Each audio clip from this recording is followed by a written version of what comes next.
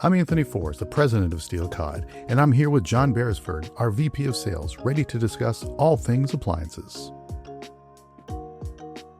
So, John, I get customers coming in and they're saying, I want laundry built like it used to be built.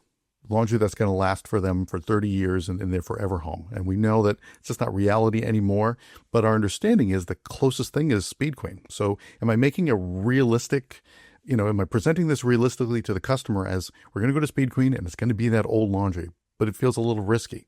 What am I doing? Yeah, I mean, there's nothing really risky about it. I would tell you that Speed Queen's reputation is definitely that. You just have to be careful on how you're presenting it, right? Because it's not every machine that has that particular story behind it, even though it kind of gets blanketed over everything.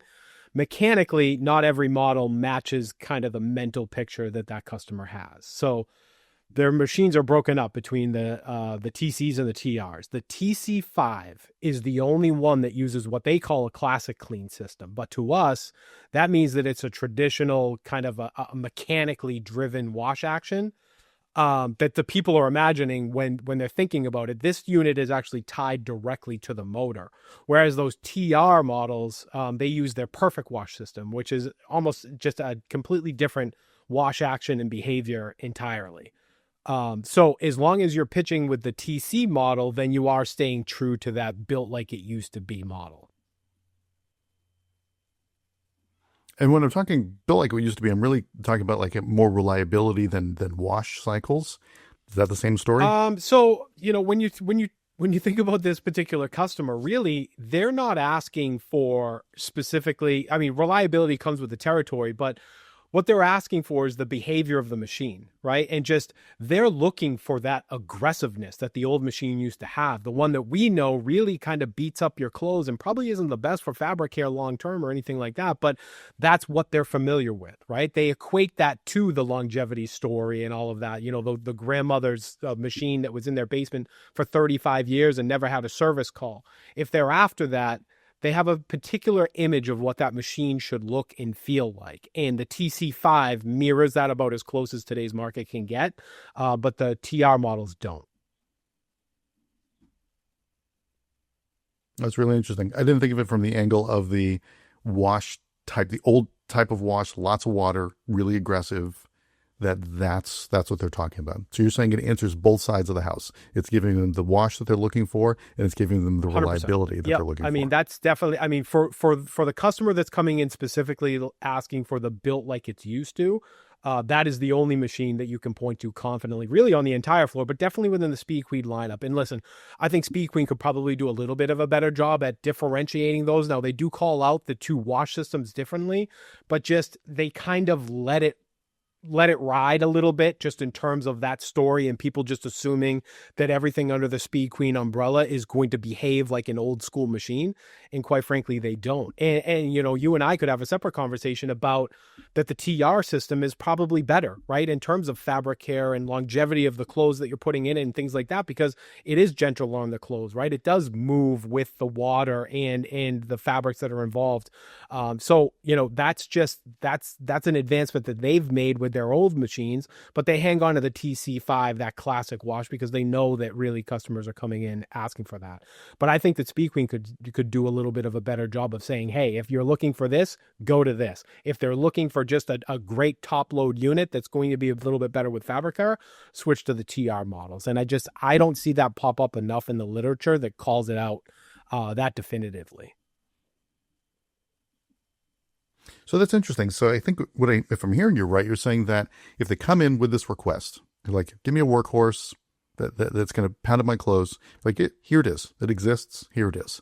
But here's some consideration here that you think that I should be kind of moving them or at least presenting the TR series. You should. I think that it's always worth it to give a customer another alternative. But look, this customer, they're not so much shopping features, right? They're shopping behavior, right? They're shopping that kind of old school mentality, which they are expecting an aggressive old school action. And they are going to notice the difference if you show them something else. So you have to be prepared to be able to have that full conversation, not just saying, here's an upgrade and here's the things that they're doing. You need to be able to pinpoint everything that's different, why it's better, and what they're actually losing, what drops off the table for them in terms of their expectations when they move into that TR series.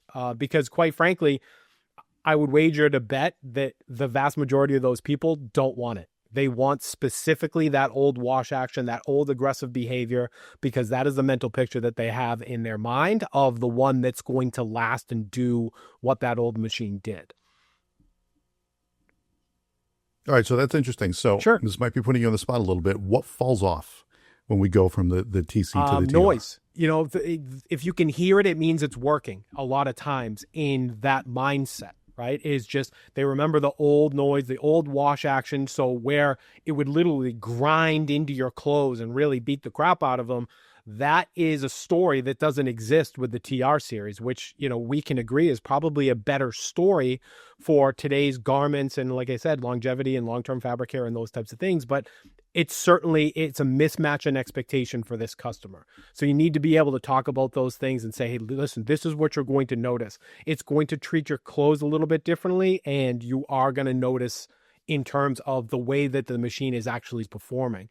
They're used to a very rigid, like I said, aggressive agitation style that really, it moves like a motor would because it's attached to the motor, right? So it's very clunky and it moves in like these micro segments, whereas the new ones move very smoothly. I mean, you're talking almost like a full 180 to 220 agitation, just in terms of the way that it's moving and kind of gliding with the clothes is a much better way to talk about it. So that's something that you want to point out, not just that it's better in fabric care and it's a different system, but how the system actually operates and behaves. And then my next question, if I'm one of those customers, I'm imagining being one of those customers, that I'm going to say, okay, it's behaving a little different. It's supposed to be better for my clothes. Does that mean there's more things that can break in there? Like, so what's causing it to behave differently? Should I be now worried about longevity if I'm willing to make the change to a TR? No. The real answer there is no. There isn't anything else that's in there that's going to break, that's causing that. I mean, basically what we've done is we've released it from the motor, right? And we've allowed it to have the wash action that really, quite frankly, it probably should have in today's market. But good luck telling them that story, right? I mean, because the story, the mental picture in their mind still exists. You can point to that machine right next to it and say, well, they still have this in the lineup, so it still must be good. Listen, at a certain point, hands are up, right? You can go so far with a conversation and say, look, these are the differences. If you did want to upgrade, at least we're not pulling you away from a brand that's familiar. But if you were concerned about fabric care, if you did ever notice anything in terms of it beating up or jeans unnecessarily, or sweatshirts, or any of your lighter fabrics that you're afraid to kind of put in there, this would be a small step in the right direction to be able to ensure long-term protection of those fabrics. The vast majority of those customers are going to say, no, I don't need it. I want this thing to fill up all the way to the top with water, and I want it to just have that crazy wash action that I know it's doing something. If it's gliding with my clothes, how do I know that it's cleaning my clothes as effectively? That's a mindset.